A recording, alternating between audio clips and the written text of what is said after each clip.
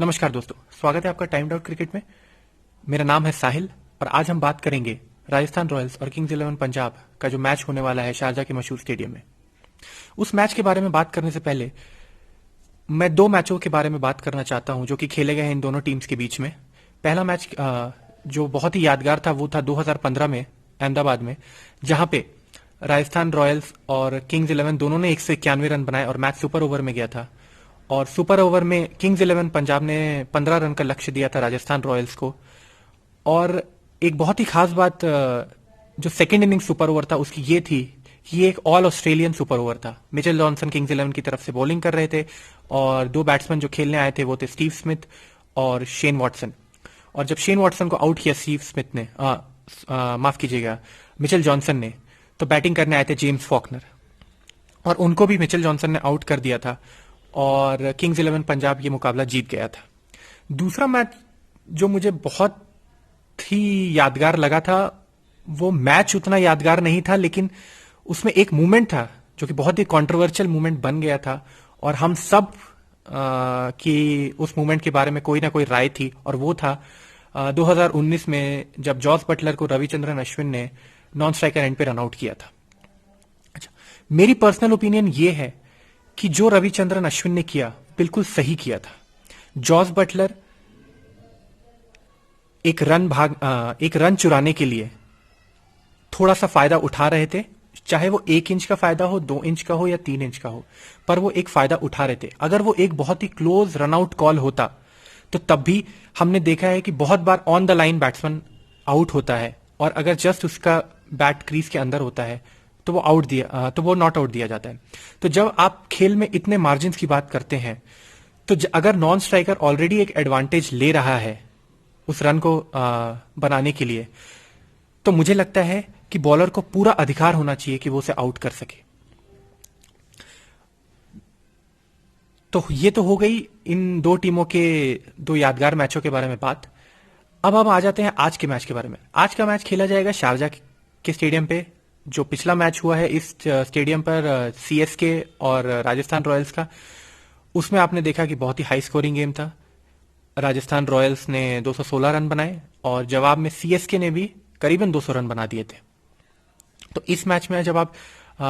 तो आज के मैच में जो सबसे बड़ा टॉकिंग पॉइंट है वो है कि जॉस बटलर वापस आ रहे हैं। और जॉस बटलर ऐसे बैट्समैन है जो कि किसी भी टीम में, वर्ल्ड की किसी भी टीम में आएंगे तो वो उस टीम को मजबूत ही करेंगे। तो मेरे हिसाब से राजस्थान रॉयल्स ऑलरेडी अपना पहला मैच जीत चुके हैं और जॉस बटलर के आने से उनका आत्मविश्वास और बढ़ेगा। जहां तक किंग्स इलेवन पंजाब की बात है, मुझे लगता है कि वो थोड़े से अनफॉर्चुनेट रहे थे पहले मैच में, या कह लीजिए कि थोड़ी सी खराब क्रिकेट खेली उन्होंने जब 3 बॉलों में 1 रन चाहिए था और सारे बैट्समैन उनके आउट होते चले गए। मयंक अग्रवाल ने एक बहुत ही अद्भुत पारी खेली उस दिन और मैच सुपर ओवर में गया और सुपर ओवर में उन्होंने बहुत ही निराशाजनक स्ट्रोक्स खेले और वो मैच हार गए। लेकिन दूसरे मैच में हमने देखा कि केएल राहुल ने जो जबरदस्त बैटिंग करी आरसीबी के अगेंस्ट, वो काबिले तारीफ थी। और मुझे लगता है कि केएल राहुल तो ऑलरेडी पिछले 3-4 सालों से बहुत ही अच्छा परफॉर्मेंस दे रहे हैं आईपीएल में, पर मेरे हिसाब से मयंक अग्रवाल का ये ब्रेक थ्रू आईपीएल हो सकता है। मयंक अग्रवाल भी बहुत अच्छे टच में लग रहे हैं और किंग्स इलेवन के लिए बहुत अच्छी बात है कि जब आपके 2 ओपनर्स इस तरह से बैटिंग कर रहे हो तो इतने बड़े लीग में अगर आपके ओपनर्स आपको अच्छी शुरुआत देते रहेंगे तो आपके जो मिडिल ऑर्डर है और लोअर मिडिल ऑर्डर है उसके लिए काम बहुत आसान हो जाता है। उसके अलावा हम बॉलिंग पे आते हैं। जहां तक राजस्थान रॉयल्स की बॉलिंग की बात है, जोफ्रा आर्चर को हम सभी जानते हैं कि जोफ्रा आर्चर कितने खतरनाक हो सकते हैं। डेथ ओवर बॉलिंग में आई थिंक राजस्थान रॉयल्स को एडवांटेज है कि लास्ट के ओवर्स में अगर आपको किसी भी बैट्समैन को रोकना है तो जोफ्रा आर्चर वो काम कर सकते हैं। वो यॉर्कर्स डाल सकते हैं, उनके पास स्लोअर डिलीवरीज हैं और इतनी अच्छी पेस है कि वो किसी भी बैट्समैन को बीट करा सकते हैं। और सबसे इंपॉर्टेंट बात है T20 क्रिकेट में कि आप जब भी अगर स्कोर डिफेंड कर रहे हैं या आपकी जो डेथ बॉलिंग है वहां पे आपको एक यॉर्कर स्पेशलिस्ट होना जरूरी है। ये हमने देखा है। अगर आप आईपीएल का इतिहास उठा के देखेंगे तो आप ये बात देखेंगे कि जो भी टीम सक्सेसफुल रही है उनमें एक डेथ ओवर स्पेशलिस्ट जरूर रहा है। मुंबई इंडियंस में लसित मलिंगा ये काम करते आए हैं, अब जसप्रीत बुमराह आ गए हैं। उसके अलावा भुवनेश्वर कुमार को हमने 3-4 सीजन से देखा है कि वो बहुत ही कमाल की डेथ बॉलिंग कर रहे थे। हालांकि उनका पिछले 1-2 वर्षों में फॉर्म थोड़ा सा इधर उधर हुआ है, लेकिन डेथ ओवर, जहां तक हम डेथ ओवर बॉलिंग की बात कर रहे हैं तो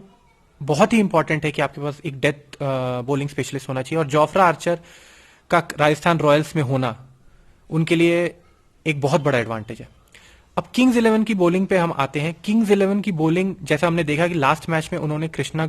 गौतम को हटा के एक और लेग स्पिनर खिलाया, मुरुगन अश्विन, और रवि बिश्नोई ऑलरेडी उनकी टीम में मौजूद हैं। तो मुझे ऐसा लगता है कि उनकी स्ट्रैटेजी है, ये केएल राहुल एक यंग कप्तान है, तो उनका ये मुझे लगता है मानना है कि वो विकेट टेकिंग ऑप्शन ढूंढ रहे हैं, क्योंकि अगर उनके आप फास्ट बॉलिंग ऑप्शंस देखें, मोहम्मद शमी, शेल्डन कॉट्रेल, और लास्ट मैच में उन्होंने जिमी नीशम को खिलाया था, पर और ग्लेन मैक्सवेल 1-2 ओवर डाल सकते हैं, पर जहां तक विकेट टेकिंग ऑप्शंस है वो उनके पास नहीं है। तो जब वो 2 लेग स्पिनर खिलाना चाहते हैं तो वो एक चाहते हैं कि वो अटैक करें, अटैकिंग माइंडसेट के साथ कोई उनके बॉलर्स बॉलिंग करें, क्योंकि मोहम्मद शामी न्यू बॉल से बहुत अच्छी बॉलिंग कर सकते हैं, शेल्डन कॉट्रेल भी कर सकते हैं, लेकिन जब आपके पास डेथ बॉलिंग, मोहम्मद शामी और शेल्डन कॉट्रेल दोनों ही डेथ बॉलिंग के लिए नहीं जाने जाते हैं, तो आपको अगर विकेट्स चाहिए और मिडिल ओवर्स में आपको कंटेन करना है, तो आपके पास आप मुजीबुर रहमान को खिला सकते हैं जो कि रन कंट्रोल कर सकते हैं, पर अगर बैट्समैन एक बार सेट हो जाता है, और जैसा कि आप देख रहे हैं कि आज के मैच की बात अगर हम करें तो स्टीव स्मिथ, संजू सैमसन और जॉस बटलर, अगर ये बैट्समैन सेट हो गए तो आपके लिए बहुत ही मुश्किल है इनको आउट करना। तो इसलिए मुझे लगता है कि उनकी जो ये स्ट्रैटेजी है 2 लेग स्पिनर को खिलाने की, वो बहुत सही स्ट्रैटेजी है। आई थिंक केएल राहुल का ये एक अच्छा डिसीजन है, और ये कभी कभी बैकफायर भी कर सकता है, क्योंकि लेग स्पिनर्स बहुत बुरी तरह पिट भी सकते हैं, ये भी, इसमें भी कोई दो राय नहीं है, लेकिन वो आपको एक बहुत अच्छा ऑप्शन देते हैं मिडिल ओवर्स में विकेट लेने के लिए। और अगर आप विकेट लेते हैं, तो अगर आपने स्टीव स्मिथ और संजू सैमसन को आउट कर लिया, तो उसके बाद राजस्थान की पारी में अगर आप देखेंगे तो थोड़े से इनएक्सपीरियंस प्लेयर्स हैं, लाइक रियान पराग, उसके बाद उनकी अगर टेल भी देखें तो उतनी लंबी नहीं है, सारे बॉलर्स आ जाते हैं बैटिंग करने के लिए। तो मेरे हिसाब से ये लगता है कि किंग्स 11 पंजाब की बॉलिंग की स्ट्रैटेजी जो कि प्लेयर्स उनके पास अवेलेबल है उसको देखते हुए सही है। राजस्थान रॉयल्स का एक और जो टॉकिंग पॉइंट है वो ये है कि क्या उन्हें जॉस बटलर से ओपनिंग करानी चाहिए। मुझे ऐसा लगता है कि यशस्वी जायसवाल, जो कि अंडर 19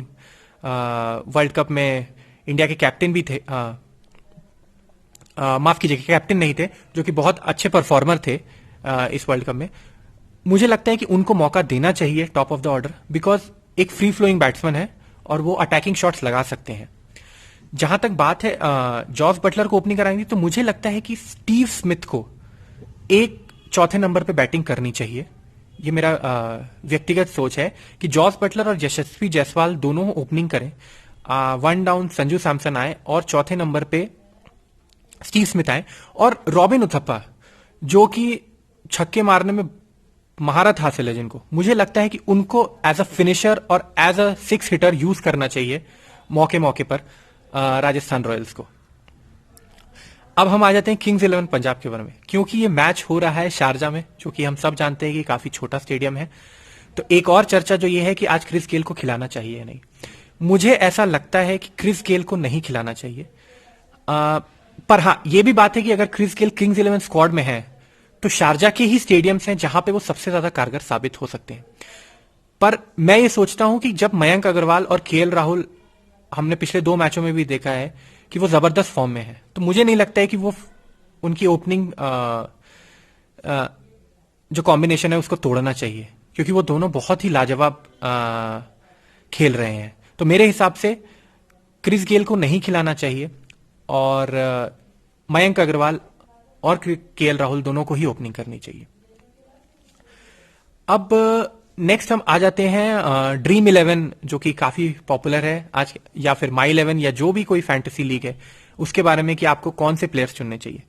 जैसा कि हमने देखा कि हमने पिछले मैच में शारजा में देखा कि बहुत रन बने थे और बॉलर्स के लिए बहुत डिफिकल्ट था, तो मुझे लगता है ये मैच भी, बिकॉज आपके पास इतने अच्छे स्ट्रोक मेकर्स हैं दोनों ही टीम्स में,